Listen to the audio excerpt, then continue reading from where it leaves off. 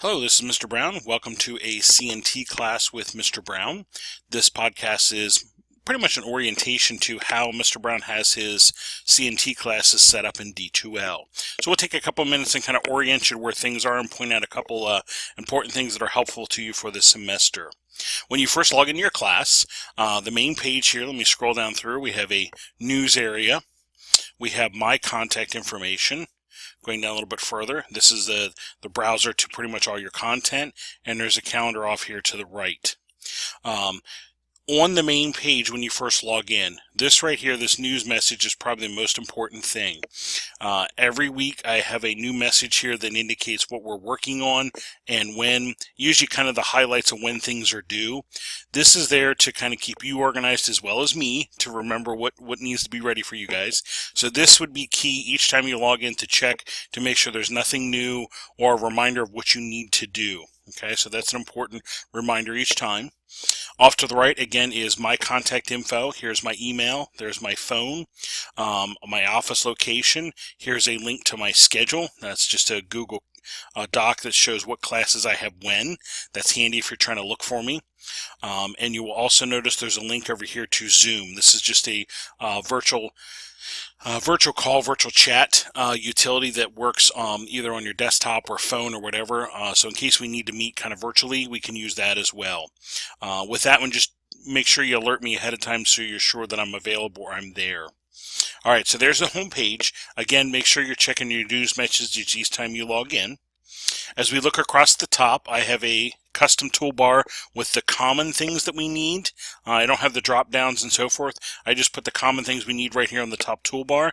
There's a couple things on the resources, but these are lesser used, so that's the only thing kind of on a drop down over here. Let's just go across the top and take a look what's here. Obviously, Course Home is going to bring you back to this page. If I go to content, this is where all the material is for the entire semester for you.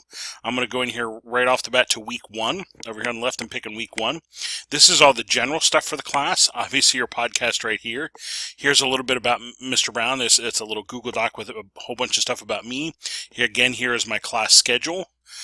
Here's a discussion board posting for week 1. This is the only graded discussion board post for the whole semester. It's a quick introduce yourself to the class thing. Here's a link to our syllabus for the semester. This is, again, another Google Doc. If you would like a copy of this for yourself, all you need to do over here is once it's done loading, do a file, download as. You can download as a PDF or Microsoft Word, whatever is easiest for you to work with. That way you can have a copy of the syllabus.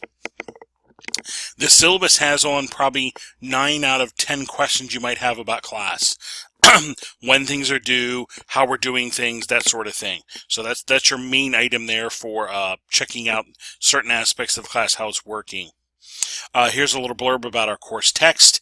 Here's a blurb about the virtual lab product we're using for CNT 120 online classes, and so forth. This is kind of your general stuff for the semester.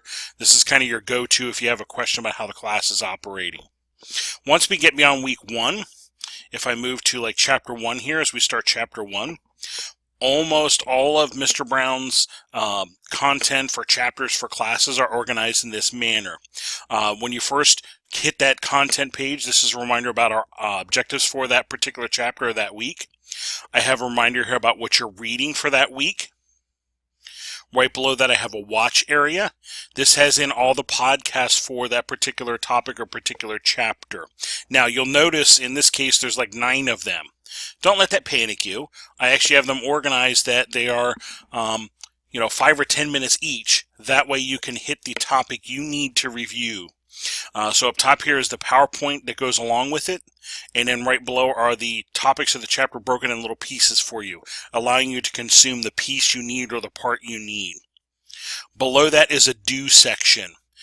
So when you first, do your chapter, here's the kind of what you're reading, here's what you're watching, and again, you may watch as many of these as you wish. And then when you get down to the do, this is what I need to do. Well, there's usually a checklist here for you of things you're doing for the week, quiz that you need to do for the week, and then if there's any lab stuff, it's usually listed here as well. And these are actually lab pieces for this particular week of class. And I often have some extra stuff down here in reference if that's helpful for you. Pictures, links, that sort of thing about the chapter.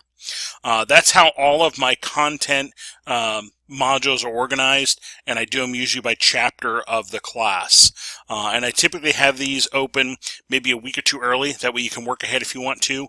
If not, it's because I'm still updating or tweaking things to get it ready for you. One of the two there.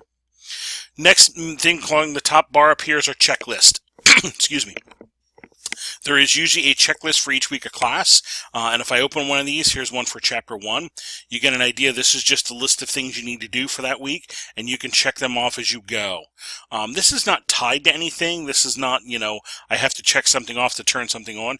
This is really just for you to keep track of what you have done, so you know if you're done with this class for the week and can move on to another one. This is strictly for you to help you out. So here's a checklist for each week of class. I go to the quizzes page. There is a quiz for each chapter of the class. They're all here.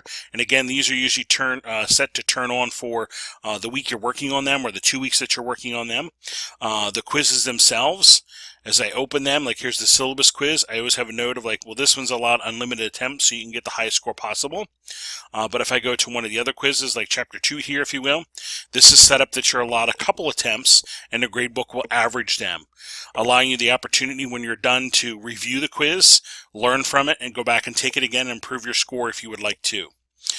Which, again, when I go back to the quizzes page here, if I hit the drop down, if I hit the submissions option, that'll show you my submission and allow you to literally review the whole quiz with all of your answers, all the correct answers marked, feedback on questions, the whole 9 yards for you, allowing you to learn from it and improve and figure out things to improve your score for the semester.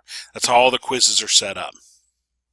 Discussion board, I don't really use this for grades or anything like that, but I do have a couple general discussion areas here for you in case you have questions. You can put them out there. I do watch it. I do answer it, but I don't really have many graded assignments on here.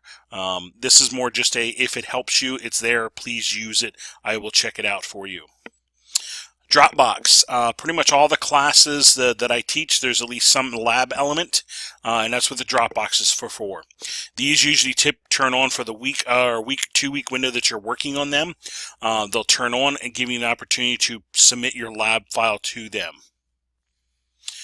I do have a little mini chat set up. If this is useful for us to communicate, just give me a heads up so that you're sure that I'm going to be there. Grades tab. Mine, it's set right now that Mr. Brown is a student, so this should look very much like what you have on your grades page. Here are all the grades for the whole semester, homework, labs, midterm, final, that sort of thing. As the semester goes and you're submitting things and things are getting graded, they will start showing up in here, giving you point grades, if you will. And then up top is usually for you a overall class grade. There's usually an option up here that shows you a overall class grade as the semester goes along. That'll allow you to keep track of things. And as I say, you're kind of my second set of eyes and ears. If something doesn't look right, ask, and we will try to track it down and figure it out and fix it if we can. There's an option for email, so if you're looking to email me easily, here's a way to do so. You can compose one right here for me. Usually a design lab or something that we do during the semester has a rubric associated with it. So I have that here. This is how the network design lab will do late in the semester is going to get graded. So you'll be able to see that and see how that works. And then last but not least, here's a couple other tidbits here. Online classes attendance is not really useful, but that's for our on-campus classes. Here's the calendar. Here's a class list if you're looking to try to find a fellow classmate to email them, something like that. So I'm going to go back to the home page. So there is the kind of the rough layout of almost every CNT class that Mr. Brown teaches. Again, the main items we need are right across the top here on this menu bar. The news note, make sure you're checking that each time you log in or each week. That's a reminder of what we're working on, what we're doing. That makes it a little easier, get reminders of what's going on. And then also my contact information is right here for ease if you need to email me or contact or look for me or whatever. All right, so welcome to a CNT class with Mr. Brown, and we're off and rolling for a good semester.